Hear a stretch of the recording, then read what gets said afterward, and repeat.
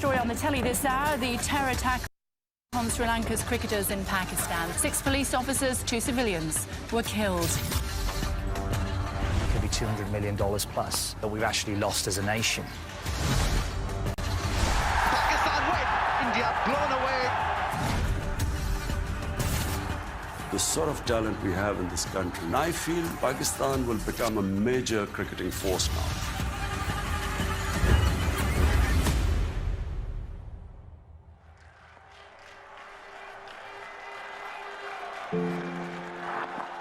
That's gone up India. Surprise takes the count. It's all over. Pakistan win. India blown away in the final, and it's Pakistan who are over the line. Massive win. Great scenes. Pakistan's victory here in the 2017 Champions Trophy was remarkable, considering they were unable to play cricket in their own country following the terror attack on the Sri Lanka team bus in 2009. Pakistan are a force to reckon with, and so they need help to relaunch cricket back in Pakistan. But at last, international cricket is returning to Pakistan. I think the PSL, and I'm happy that I asked the cricket board that all the matches should be played in Pakistan, because previously they were being played in Dubai, and there were empty stadiums. Reminded me of some of the county matches I used to play. So the matches being played in Pakistan meant huge crowds, and then crowds backing their respective regions. So the competition was intense and people loved it. So cricket, mad country, finally watching proper cricket. I think that was wonderful. And also it sends the right signals, because this war on terror had been, such a disaster for Pakistan. Tourism finished. Investors wouldn't come to Pakistan. Our exporters would have to have meetings in Dubai to meet foreign investors. So from that point of view, this has been, a great move in the right direction. Oh, he's been spot down the ground, and maximum. This has been brilliant so far. There's just been a wonderful vibe around the place. We've had full crowds the whole time. It's been a proper celebration of bringing cricket back to Pakistan. It's been great to be a part of. I feel very, honoured to be a part of it all. Have you had the sense that people have been very starved of cricket here and therefore are hugely grateful to see you and your players here? Yes, certainly. I mean, the most obvious evidence of that are the full crowds for every game. But the other obvious evidence is the gratitude that people have shown. Not only people that are directly linked to the PSL, but the wider Pakistan population. People have said thank you when you're in the hotel foyer for coming to Pakistan, or at the various airports. So it's nice to feel that sort of gratitude and warmth for the whole project of bringing cricket back here. Up and away! Oh, Alley! Oh, you little ripper this time! What about the challenges for you as a coach, bringing all these players together almost at a moment's notice and trying to gel them into a team that works, that is working? You're top of the pops at the moment and going well. Well, these players these days, especially the overseas players, they're very used to travelling the world. They're very used to coming into dressing rooms where they might not have spent any time before. And they're really great at interacting together very quickly. I think in our day, it would have been a lot more awkward because we weren't used to it. Wonderful shuffle of the feet. Moin, how good is it to be back in Pakistan? Yeah, it's great. I mean, first of all, being back from a Pakistani background, I think it's always nice to come back after, I think, 17 years. But to play cricket and be part of the PSL it's very nice. They tell me that the crowds were pretty wild, having not seen cricket for such a long time. The hospitality has been amazing, the food's been amazing, and the crowds in Multan and in Rawalpindi were electric. It was so loud. But it's not been the cricket performance you're getting congratulated for it. Everyone's like, thank you for coming and playing. They've been starved from seeing cricket, and they just want players and international players, current players, to come and play and be part of the whole cricket culture here, and it's been amazing so far, yeah. Are you a fluent Urdu speaker? What's the language in the dressing room? Yeah, there's a lot of Urdu being spoken, a lot of English as well, but I think I do understand all of it. Speaking it can be tricky for me at times, but I get my point across. I understand if they're talking behind my back, I know what they're saying. There's that drive, crushing drive through the offside. I'm getting good vibes. There's a lot of international presence here, commentators and players, and it's certainly become a very, very inviting gig. Slow ball, and it's a brilliant one. Yes, yes, yes, superb from Mohammed Amir. I think the kindness and the hospitality that you receive from everybody, you know, even the guys with the sunglasses on and the machine guns, they're all they're just so welcoming. And yes, look, we're incredibly well looked after because it's high profile and it needs to work. But, you know, Pakistan is a country that loves cricket, loves to sort of show off what it has to offer in terms of outside of the cricket grounds as well. You know, I wouldn't have missed it for the world. It has been full house every single day. So it's fantastic for the players, for the viewers, for the fans, and I'm just really happy that cricket is finally returning to Pakistan. We're just over halfway through this year's tournament. The crowds have been fantastic. The atmosphere in all the games looks as though it's been fantastic. It couldn't have gone any better for you, could it? We couldn't have wished for anything else. Our concern was around the number of matches being played at one venue, so, you know, 13 matches in total in Lahore. Were people going to keep turning up when Lahore weren't playing? But people have come in their masses. There's challenges around getting into the ground because of the tiers of security. We're worried about whether people would just get fed up of that and after a while just say, look, we're going. But people have just kept turning up, and the full stadiums, the quality of cricket has been absolutely incredible. You know, the international players who are here have come out vocally for us and are really our selling pieces. You know, we can shout from the rooftops about how safe and how great Pakistan is, but unless we get the likes of your Shane Watsons and your Jason Roys and your Dale Staines telling the world that actually it's a great place to come and it's fantastic cricket, you know, we're not really going to move forward. So the cricket, the crowds, how the operations have actually worked, we couldn't have asked for anything more. And pressure on, and practice paid off. Hafiz has got the breakthrough, and Lahore have had the perfect start in this power play. Both openers now dismissed. Given how busy you are, have you had time to watch the PSL this year? I haven't really had much time, but I've worked it out.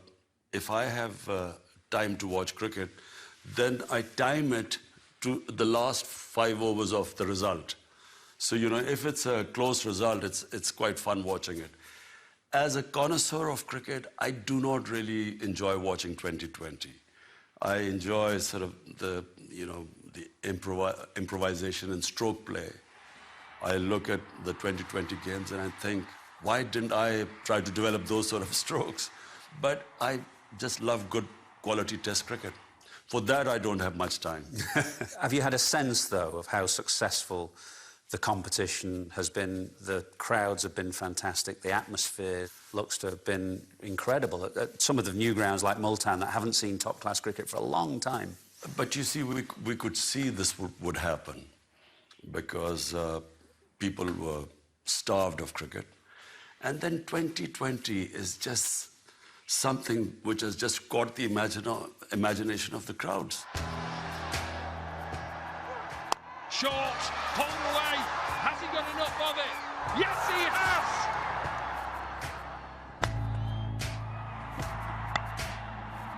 Despite the success of the PSL returning to Pakistan and recent tours from Sri Lanka, Bangladesh and West Indies, it remains a challenge to convince the cricketing world that Pakistan is safe.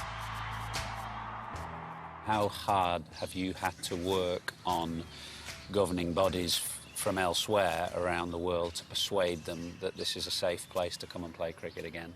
Yeah, I think that it's helped a little bit that we've had foreign players in the HBL PSL because, you know, they've gone back, they've gone on social media about the wonderful experiences they've had, how good the security's been. And then on top of that, it's taken us really lobbying. Thankfully, we've had quite a sustained period now where the major cities have been incident-free. And I think a huge amount of credit needs to go to the government because they really have massively cracked down in some of the hot spots in the northwest region. And I think for us, Af, there's always been this perception because everything that gets reported in the Western world around Pakistan is always going to be, you know, bombs gone off here or something's happened there. But, you know, players have come here, they felt massively safe. The security has been second to none. If anything, there's been a frustration from players that they've been highly restricted.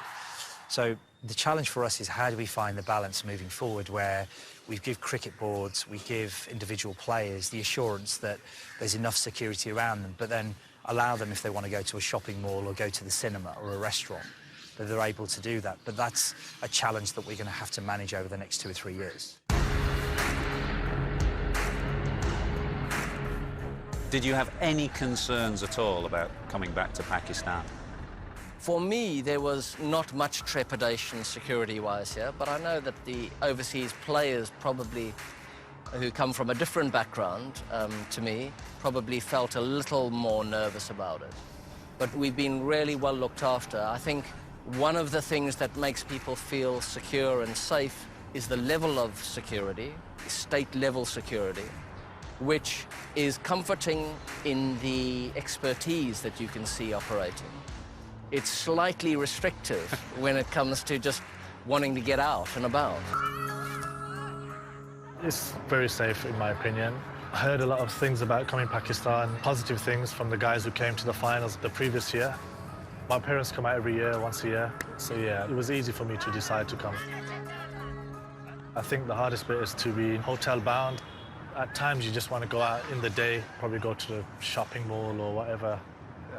I think for the first year in the PSL in Pakistan, it is quite difficult, but I think in the coming years, they will allow a bit more time to go out.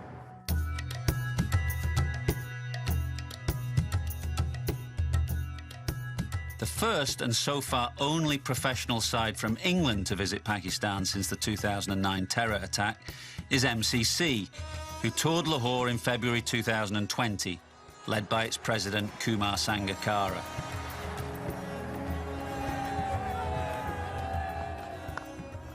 It's been brilliant. You know, the guys have really bonded really well. We've had great chats in the bar after games. We've had some great cricket. Everyone's really enjoyed their time. We've visited places in Lahore. We've done things apart from cricket.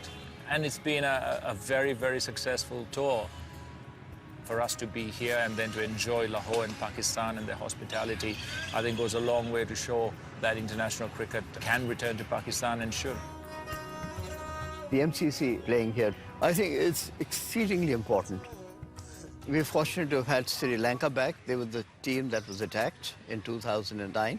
I'm really grateful to them to be the first team to come and play a test series in Pakistan, followed by Bangladesh last month, and now the MCC. I think MCC is, for us, vitally important because it gives a signal to the rest of the world. But one of Pakistan's neighbours has been conspicuous by its absence. India hasn't played Pakistan in Test cricket anywhere since 2007. Do you see that changing anytime soon? Realistically, no. Would we want that to happen? I think the supporters on each side would want that to happen. I think BCCI and ourselves, actually, ironically, have got a decent relationship. And we just want to play cricket. But unfortunately, with the government sign-offs they have to get in India, it makes it very, very difficult. I think Imran has now hardened his view, having tried for months on end to try and build a cordial relationship with our neighbours. I think he's realised now he's fighting a losing battle, and I think, you know, we've done everything we can as a nation. And, you know, we're certainly not going to beg India to play us. And I think life moves on, and I don't think, I just say to people, just lower your expectations of us ever playing India, at least in the next 10 years. In the past, the game, cricket, has helped bring together India and Pakistan. People called it cricket diplomacy in 2005 when India came to tour here in 2011. Is there any chance at all that the game could help to reduce the kind of aggression that we see between Pakistan and India at the moment? You know, Mike, I played 2 series in India. One I played way back in '79 when the 2 governments were trying to come close. And I can't tell you the wonderful atmosphere on the cricket field. you know, the crowds, big crowds, and excellent atmosphere. The next time I went in, I think I played in 1987. This time there was tension between the two governments. And I saw hostility in India, which I'd never seen before. Our players were actually being pelted from the ground, and you know, I made them wear helmets fielding on the boundary lines. So it was not a very good atmosphere on certain grounds. Now, when India came to Pakistan in 2005, again the governments were trying to get close. And I never thought I would see ever on a cricket ground. What happened was that Pakistan lost to India in Pakistan. And actually the crowd cheered the Indian team. So great atmosphere. But right now, playing cricket in this atmosphere, with this sort of a government in power, I would imagine it would be a terrible atmosphere on the cricket ground. However, there is nothing quite like, I guess, for you, the Ashes. But Pakistan-India series is just a different league, you know, in terms of tension, pressure, and enjoyment.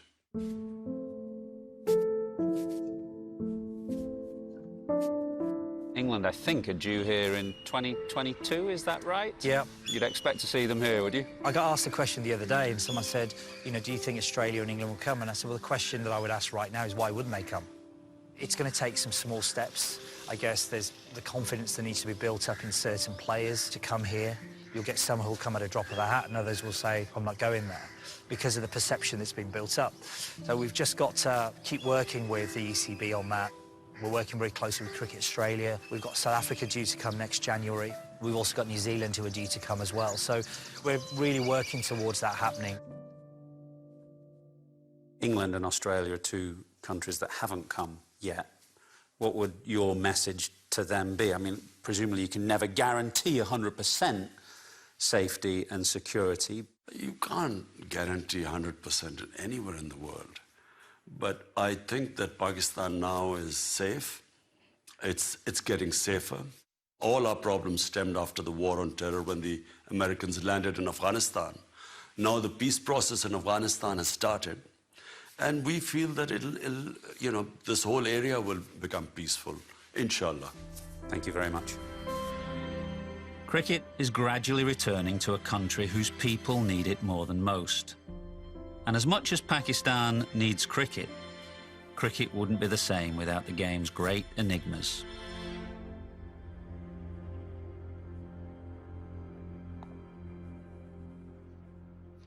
Well, it's a wonderful documentary. I'm joined by Wasim Akram and, of course, the man that made the documentary, Michael Atherton. Wasim, I'm going to come to you first. In the first part of this episode, talking about the PSL, just how successful has it been and what's it like to be involved in your role with Karachi?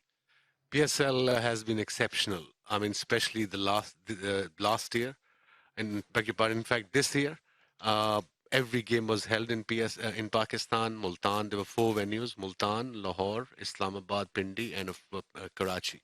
And every game was jam-packed. I mean, I mentioned the other day after the first part that it was the first time in about 10-15 years that I was getting calls to get some passes. Usually nobody called me when PSL was happening in Dubai. There was hardly any crowd there. So yes, I mean, amazing documentary, great job done by Adaz and his team, and of course with Sky Cricket. But cricket is in our veins. You know, as a nation, we love this sport. Everyone, either you're a young kid, 5-year-old, or either you are 70-year-old, you either watch cricket or you play cricket every day. So, you know, it's a right step towards the right direction, I think. Security, like a Prime Minister just mentioned, is getting better and better. And there are lots more to see in Pakistan than playing cricket. And I can imagine cricketers are frustrated, but they were stuck in the hotels. But I think, like Wasim Khan, our CEO, said, and our chairman, Ahsan Mani, said that step by step, hopefully next year at PSL, we can, you know, let them go out to cinemas or shopping centers. And of course, a lot of history in Pakistan as well. And our north is one of the most beautiful places on this planet Earth. Waz, in terms of the standard of the PSL, how would you compare it to other leagues out there? I know Pakistan's players don't play IPL, but you'd see that from a distance, and you've probably been to other leagues close at hand. an unbiased opinion on the relative standard of PSL compared to some of the others? As far as IPL concerned, no doubt it's the #1 league in the world. IPL has been there for 11, 12 years. PSL was in 5th or 6th year. But, you know, I spoke to a lot of foreign overseas players as well during PSL, and I asked them. They said, as far as bowling concerned, PSL definitely is the #1 league in the world. But in general terms, I reckon PSL is #2. And now it's, happening in Pakistan. So eventually we will touch IPL, but it'll take some time. But again, we don't want to compete with IPL or any other league. But yes, interest levels are so much there.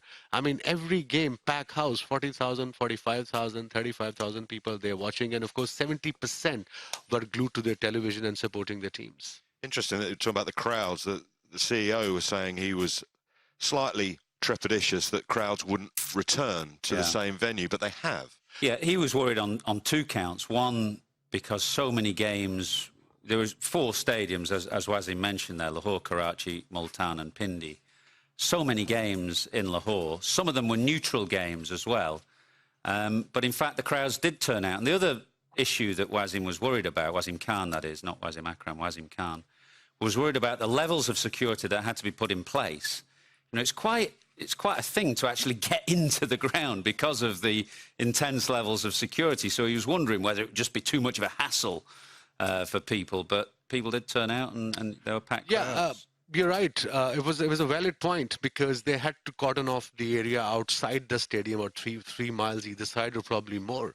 And people with their kids, their families, when they were coming to the stadium, they had to park their cars there and then take a bus, obviously provided by PCB. But I must thank the armed forces of Pakistan and, of course, security agencies of Pakistan, police and traffic police. Everybody chipped in. And, you know, and of course, most importantly, the crowd, like you guys just mentioned, they were there every game, doesn't matter the hassles. And people who lived around those stadiums, they were also a bit bothered about it because they couldn't go out, they couldn't come in, kids had to go to school, but everybody chipped in. So yes, it became a massive success back home in Pakistan. When you went to those PSL games, did you feel that security? Was it oppressive in any way? Well, the players were saying that the part of it that was oppressive was that they couldn't really go out of the hotel. Welcome to biosecure cricket as well. Well, indeed, through now. But of course, that didn't really apply to us. I mean, we were, myself and Rob and Tom Bassiano, who's our cameraman, Rob Noonan, who directed it. We were in the same hotel, the Pearl Continental, as a number of teams. But of course, we just went out for dinner, or I went out running in the morning around the roads. Now, the players couldn't do that, and so Andy Flower, who we chatted to, Multan Sultans were staying there when we were there. You know, it was a bit of a frustration, I think, but I think everybody recognised, a bit like now in the biosecure bubble, you just have to do what you have to do, and what they couldn't afford was for anything to go wrong. So everybody adhered to it. Of course, we could just get out and about. And as per last time when I was there to interview Imran about 4 or 5 years ago, you know, just normality, really. You'd take a tuk-tuk to the restaurant and go and have dinner. So that's the point that I made to you when we chatted last time, that sometimes the perception is very different from the reality on the ground. And that is at least in PC Hotel, you have 7 restaurants to pick from. But in biosecure bubble, you don't. You're finding that out. What about England's chances of touring there in 2022? I mean, they've got to go on a couple of counts, really, given that some of their players have gone out and played in the PSL, given what Pakistan have done here and coming over into the COVID pandemic. We probably owe you one. Yes, you guys owe Pakistan cricket or Pakistan country a lot, in fact, especially boys been coming here. And a lot of, you know, British players were there in Karachi Kings in our team. It was Alex Hales and Chris Jordan. They loved it. They enjoyed the food. They got looked after beautifully. And yes, and I must, you know, give credit to Government of Pakistan, Cricket Board, of course, and most importantly, the Pakistan cricket team and their staff. They've been here for almost 2.5 months in biosecure bubble. So yes, England, if everything goes well, England should tour Pakistan, and I promise you they'll get looked after there on and off the field, and every game will be a pack house. Doesn't sound like India will be touring anytime soon from the Prime Minister's comments to you. No, I think the chances of India and Pakistan playing outside of an ICC tournament, of course, that's where they do play each other in ICC tournaments. And those games are an unbelievable affairs, as we saw at Emirates Old Trafford last year in the World Cup, where I think there were about 600,000 applications for tickets for a ground that holds 25,000 in the World Cup. Quite incredible interest in these games. But I think outside of ICC events, the chances of India and Pakistan playing even at a neutral venue are minimal at the moment. It's quite a hardline regime in India, and as Wasim Khan said there, Imran has slightly hardened his position now, so they seem as far apart as ever, really, in terms of playing against each other, which is a great shame, because it would be, I think, the one thing that would give Test cricket a massive boost. Waz will tell you more about playing against India, but just to listen to Imran there, you know, his experiences in the two tests that he played, it would give Test cricket an enormous boost if it could happen. I mean, I played cricket for Pakistan about 19, 20 years, and I only played 2 test series against India. One was 1987, my first one, where Imran was skipper, was obviously captaining the side, and then second one was 99. And again, when we arrived there in 99, we loved it. We got looked after. We were like in biosecure bubble, but better hotels. I mean, beautiful hotels we were in. We got looked after on and off the field. Cricket was top notch. But, you know, we Pakistanis now kind of moved on. We love our cricket. We probably will play cricket with other nations, and if there's ICC tournament, we'll play against them. But we're not going to go after again and again and ask them to play against Pakistan. So I suppose if they want to play against Pakistan, our Prime Minister would be ready to do so. But I don't know about theirs. Wasim Khan was saying in the previous episode that having to host cricket matches outside of Pakistan probably costs them 200 or so million quid. Yeah. Dollars, I should say. If they could get an India Test series on, that would push the coffers up a bit and help out enormously. The two areas that have hit Pakistan hard financially is obviously paying for cricket in UAE, as they had to do for 8, 9, 10 years, and then the absence of playing India, because most people make their television money, broadcast deals from playing against India. So it hit Pakistan hard. And in fact, we intended to make a 3-part series, and after a while in Pakistan, we had to come home because of the COVID-19 crisis and then lockdown. And the area that I was quite interested in to make a 3rd part of that would have been all that cricket in UAE that Pakistan had to play. We touched on it with an interview with Azhar Ali about the challenges of playing away from home consistently. But I was quite interested in that, and we were going to go to Sri Lanka next to talk to Mickey Arthur, who was the coach of Pakistan and, of course, is the current coach of Sri Lanka, where England were playing. And I wanted to chat to him and Misbah about the challenges of managing and captaining a team that is constantly on the road, and you know, the psychological aspect of that and all the challenges that implied. But unfortunately, COVID, you know, put a stop to all the interviews and the filming that we wanted to do. So we did the best with the material we had. But I was quite interested in that 8 or 9 year period in UAE, which I think was incredibly challenging, and Pakistan did well to survive that in many ways and flourish in spite of it. And I think most importantly for the players, and for Mickey Arthur or Miss Paul Huck, how to motivate their players to play against the opposition when there's no one is watching for 9, 8 years. And I feel for these guys, these Pakistani boys. I mean, Asad Shafiq and our captain Azhar Ali, they played 75 odd games, and they played their first game in front of their home crowds about 6, 8 months ago.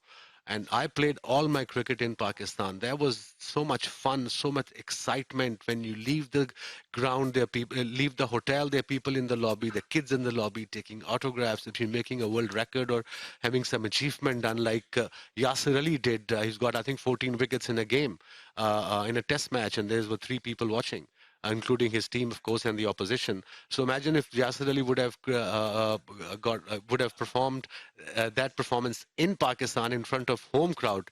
It would have been chaotic. So, you know, these guys are they're very strong mentally and physically. They've done amazingly well for their country. Well, it's an excellent documentary, and it's great to see cricket returning to Pakistan, and we might see England tour there in 2022. We're not seeing much cricket at the moment, sadly, because of the weather here in Southampton between England and Pakistan. Saw a flurry of action this morning, only managed 10 overs and 2 balls, but Pakistan's innings wrapped up for 236. Rizwan making 72 in the end. England 7 for 1 after 5 overs. Rory Burns the only casualty, to 7 for 1 after 5 overs. We haven't taken lunch just yet, but it looks like they're probably going to have to take an early lunch because it is raining quite hard, sadly.